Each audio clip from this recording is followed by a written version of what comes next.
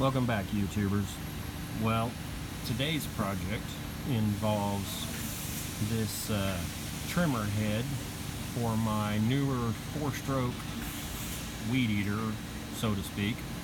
The issue I have with this is the head rotates counterclockwise, and for whatever reason the engineers decided to put this big old cutout in here. So what happens when you're running this, no matter if you have the blade head or you have a string head on there, it throws everything it cuts right up at you.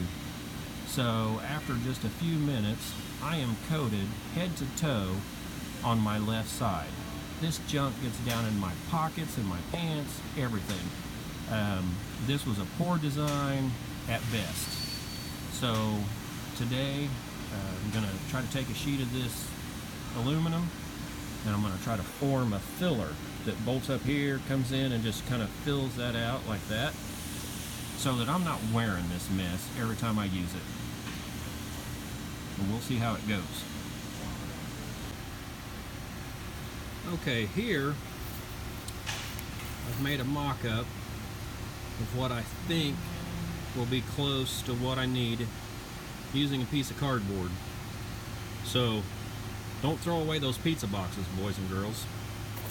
Anyway, then I've transferred that down on my sheet of aluminum, and I actually made it a little bigger right over here because I wanted a little more aluminum. I can always remove it. If it's too small, then, you know, that kind of ruins it.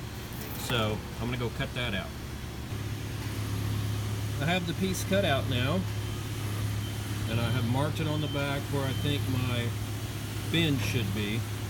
So I'm going to put it in the vise and start making that angle until it looks about like what I want it to be. Here, as you can see, I've bent it one direction, but obviously that's not going to line up. So I have marked it on the back side to bend the other angle to lay this over. Well, like all things, I realized after I started bending, I had actually bent this bend the wrong direction. I'd bent it down. And where I had this marked was actually a little too low. So I straightened it back out and then moved it up. But, you know, these are the things you run into when you're fabricating, especially when you're fabricating by hand and you're just working out the eye. Right now, I think I can work with that on this side, but over here, there's a big gap because it's actually curved right here. So I will curve this a little bit to try to fit in there, and then I will punch some holes over here for the screws to go in, and maybe a couple of holes across here to bolt that to it, and maybe do a little final shaping. So here, have it fit in place. I ended up trimming the back side of that piece of metal so that it would pull in further because I had a gap right here. I curved this, and this is rough and nasty look. I'll punch these holes, I'll mark and punch these holes in it here, and then I'll go back and clean all this up. And I cut this with tin snips just so I didn't have to walk over to our bandsaw. So I'll punch these holes, clean it up a little bit, and come back. Okay guys, here it is, partially mounted in place. I marked and then punched these holes using a Harbor Freight hand punch. And what I do is I'll put this section right here in the vise, just lightly, and then I'll take a bar or screwdriver or something and slide behind the handle or under the handle, so that when you push down on the top handle, it doesn't pivot in the vise.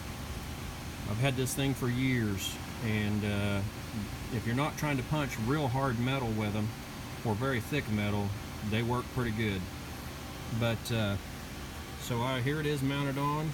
I will go through, now that it's mounted, and I will probably drill about 3 holes down through here, and I will put machine screws, nut and washer, I'll use lock nuts on the back of this just to hold this because it is a little flimsy right there. This sheet metal is not thin, but you don't want anything very thick because this thing's already fairly heavy. But I'm pretty sure that will keep me from wearing half of what I'm cutting.